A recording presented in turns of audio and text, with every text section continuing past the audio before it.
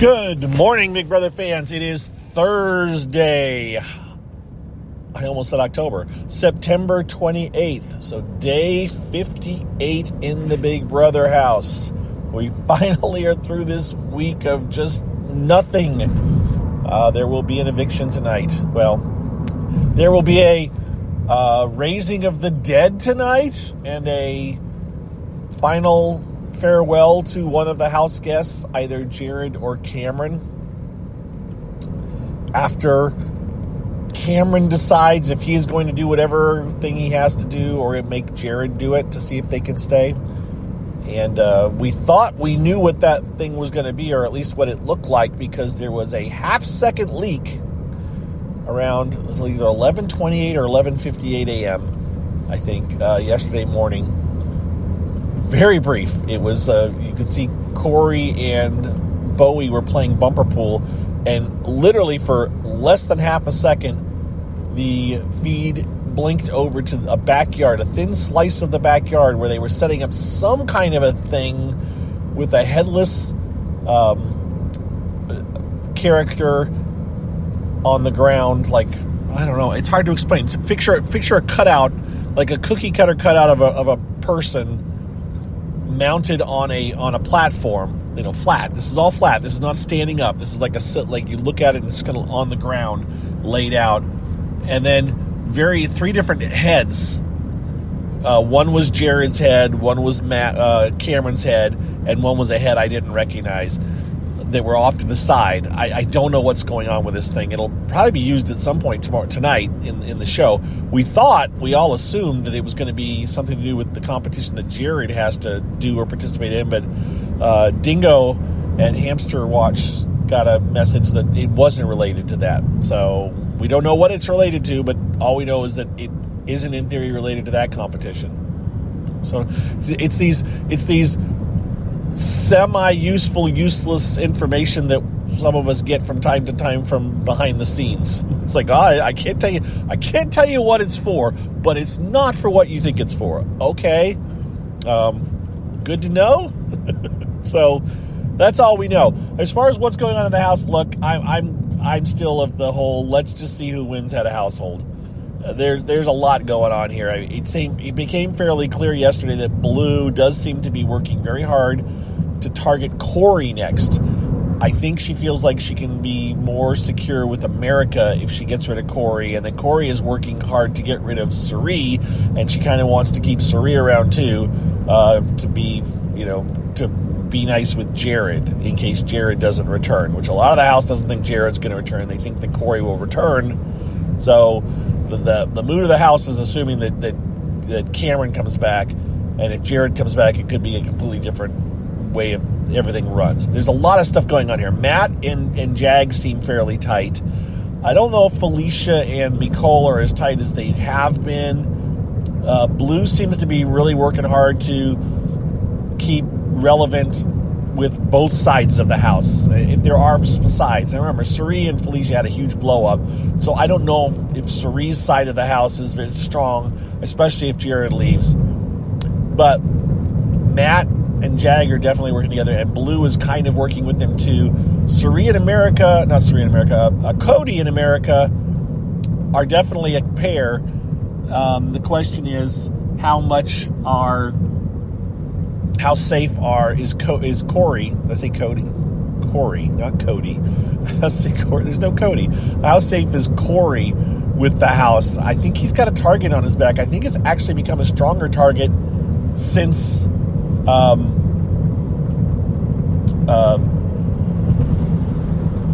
Big Brother. Sorry, somebody passed me where they shouldn't have passed me.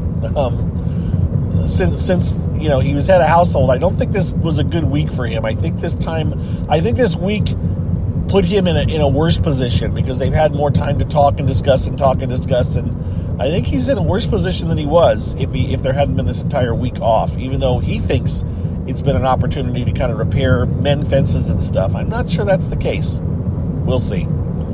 That's what's up with Big Brother. Eviction tonight. Well, let's see what happens.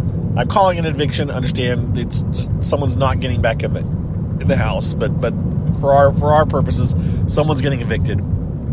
and then we'll have a head of household competition. Don't know if we'll have it live on the show. I don't have any information about what might be going on with tonight's show. So we'll just have to, other than the glimpse that we saw of the thing, the only thing I thought is it's almost like a platform, like if you were rolling a ball on across like the golf thing where they hit the Plinko thing. It's almost like a Plinko board, except for this character that's laying down in the middle of it takes up almost the entire thing, and so it wouldn't be like you'd hit a ball around it. I just don't think it's that kind of thing. So I'm not sure what it is. It'll make sense when we see it. Right now it doesn't. But anyways, I also tweeted out a couple of different views of it, including the slow motion, the clip. I actually slowed the half-second clip down to like 8 seconds or 7 seconds so that you can kind of see it. Because there's a couple of guys, there's about 3 people in the shot that are working on the set at the time, and so you can see one of them kind of walking, taking a step. But being able to, it's no more helpful than a still shot was, which there was plenty of those. I just thought I'd slow it down. I zoomed in because initially I didn't realize that it was Jared and Cameron's heads that were in part of the frame. So, I mean, as far as their caricatures of their heads. Okay, that's all we got. And let's call it a wrap for talking about Big Brother. I'm going to spend the rest of this podcast talking about Survivor because it premiered last night. So those of you that don't want Survivor spoilers, you should tune out now because I will talk about what happened on last night's show, including the person that went home kind of a thing. So if you don't want to hear any of this, by all means tune out. It will not be an all-encompassing recap because I'm really only watching it because of one person in it, as I've talked about. So it's not going to be huge spoilers, but it's going to be enough to know who leaves the show last night. So keep that in mind. All right. So tuned in last night.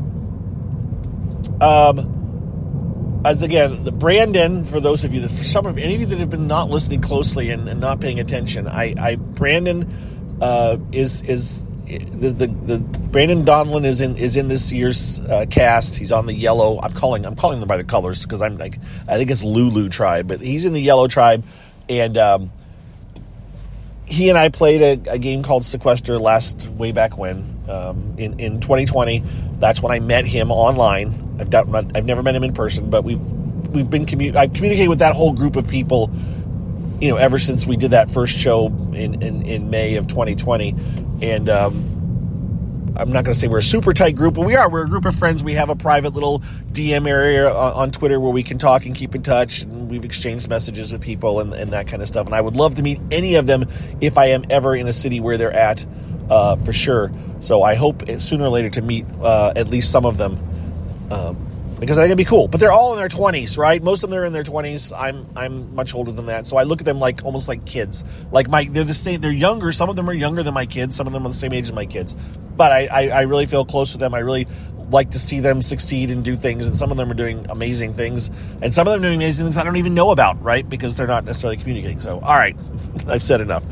Brandon was made it onto Survivor, and so the premiere was last night. I got to watch it along with everybody else, and the level of the feelings that I'm having watching this show that I've watched lots of times but didn't care that much about, and knowing somebody that's on it's like, oh my gosh, I want him to do I don't care about watching this other tribe. I just get back to that one. That's the one that Brandon's on. I was tweeting about this. That's just how I felt. Like, I'm only watching it for Brandon. I don't really care what else goes on. I'll eventually get invested in these other people, but still, it's all about Brandon. That's what I care about, as silly as that sounds. So, Brandon, oh boy, God, the poor guy, he struggled. He tore it up, man. In the first competition, he was in there was like 3 legs of things you did. He was in the second leg where they had to jump off the ship and swim out to a boat, climb in the boat, row the boat back to the ship, and then climb out of the boat and up a rope ladder back into the ship. So when they got their chance to go to run to swim towards the boat, their team was in second place, so they had to make up some ground. And of course, this is all in editing, so we don't see exactly how it went. But sure enough, it looked like Brandon and the other person that was swimming with him they got out and they took the lead over the other. They beat the other team to the boat, or got there about the same time, and managed to get back to the ship in first place. And that's where everything went wonky and sideways. Brandon, I think he talks about having anxiety, and I didn't realize he suffered from anxiety because the guy is just an amazing. I was always so impressed with how cool, calm, and collected and funny he seemed when we talked online in Zoom type of chats and stuff. So I just assumed he just had it, just had it all together. And I don't mean that in a negative way. I just mean that was my impression. So it turns out, major anxiety. Now, this is his childhood dream to be on this show, and he was actually crying at the beginning. So I get it. His heart was probably, in his throat. He's probably just feeling everything, and I was feeling it for him last night. And he, I bet that just that adrenaline just surging through him. That's why they got, that's why he managed to get to the boat as quick as he did and get in and everything. And by the time he got back to the ship, he just was done. And to pull himself up this rope ladder out of the water, he just couldn't manage the strength to do that, and just struggled for, I don't know how long it was. It must have been at least 10 minutes, or maybe it was 5 minutes, but it just seemed like forever. And he, by the time he finally got up with the help of his teammate and got in, they were in third place. They ended up placing third. Now, only first place mattered, so second or third, it didn't matter. But still, if you're on, this is the thinking. I'm thinking like, oh man, I mean, if he's on my team and he's struggled so much in this first competition, I'm like, okay, well, we need. There's a lot of physical competition in Survivor, and he obviously is struggled on this one. What is he going to do with other ones? Maybe we ought to. Just that's our first target. Get rid of, that's the easy vote out, is to vote out the person that finished last for your group. And in essence cost you a chance at winning a flint and stuff. They won a flint and a couple of items if they won that competition. So he didn't win it, they didn't win it. Two of his teammates went off to do a second competition, the thing I'd never heard of before because I haven't watched it recently, this Sweat and Savvy thing where they do a physical thing and a puzzle. As it turned out, so the two losing teams, because there are 3 tribes, the 2 losing tribes went off to compete in this thing to win a second thing. Neither of them won that second thing, which Brandon was not a part of that. They actually shipped Brandon off to medical to have him checked out. And he came back okay, it seems like. We don't hear the details. But he made it back to the camp okay. But he did miss out on some bonding time, right? He was off on his own with a medical crew. And when you're not with them, with the team, you're missing bonding time. And so that would hurt a social game. But he seemed to come back from that and be okay. Really got close to one of his tribe mates named Hannah.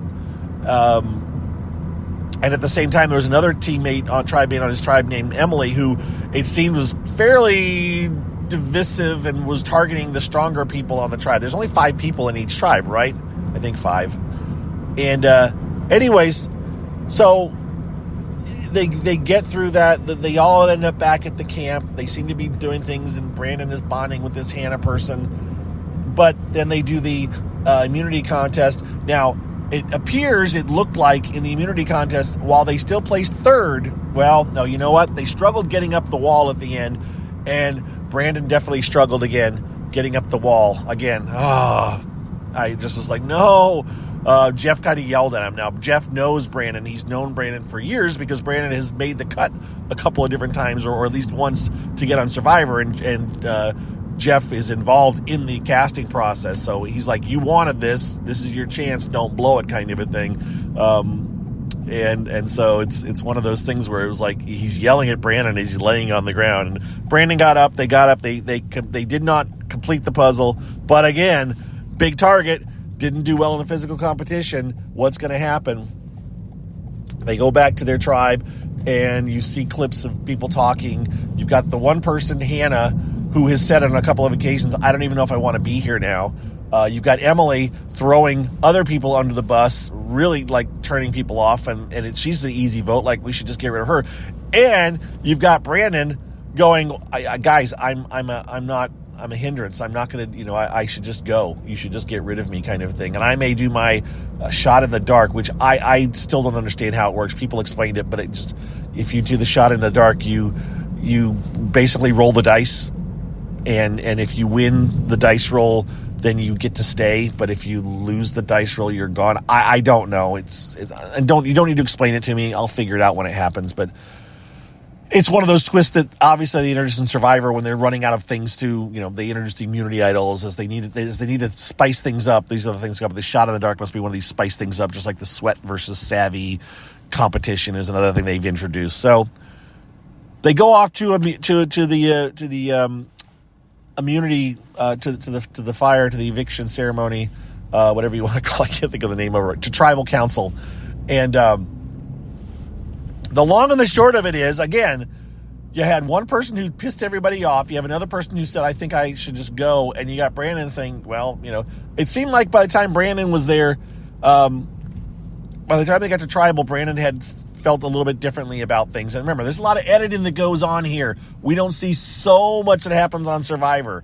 And, it's like, apparently there was another tribal person at tribal because they would get to vote in the tribal, but since what happened, we didn't even see them. They edited them completely out of the tribal.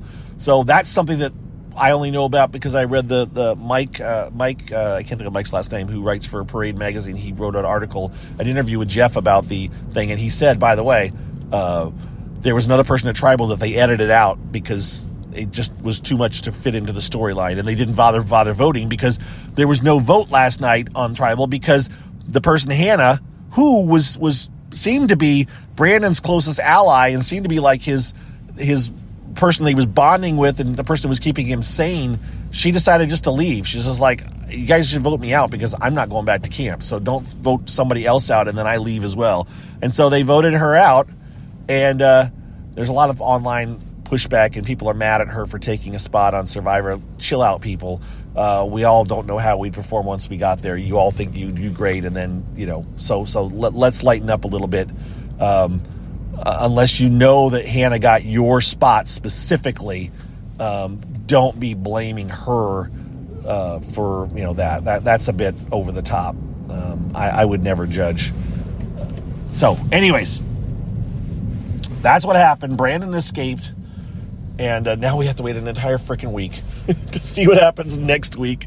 And I think this tribe is going to be in trouble again next week. This seems like this tribe seems very, very much, what is going on? This tribe seems very, very much to struggle. And I'm not sure what's going to happen here next week. I just am worried that Brandon may not make it, but maybe he will. Oh God, I hope he will, because I want to watch this show and see him succeed and see him go very far, if not win it all. So I'm fired up. I know he has the social skills and the charm to do well, and that's what I'm hopeful to see come out. And I just want to see this tribe win, not have to go to tribal council every week until there's none of them left. And I'm worried that's what might happen because they just seem like they may struggle. And with that, folks, that is my Survivor talk. I'm going to sign off. Thanks for listening. And I will talk to you guys tomorrow when we'll hopefully have a new head of household and Big Brother and know what the heck's going on. And I will have probably zero new information on Survivor. And so I won't talk about it again for a week. But yeah, there we go. That's it. Thanks for listening. Talk to you guys tomorrow. Have a good one. And yeah, that's it. Be well. Bye.